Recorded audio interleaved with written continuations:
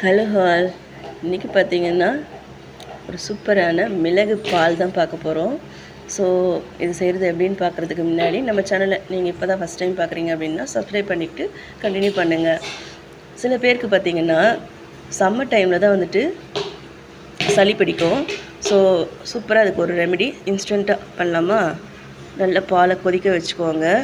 ஒரு 4-5 மிளகு எடுத்து ஒரு சர்விங்காக இருந்ததுன்னா ஒரு 4-5 மிளகு கரெக்டாக இருக்கும். நீங்கள் அதுக்கேற்ற மாதிரி டபுள் பண்ணிக்கோங்க.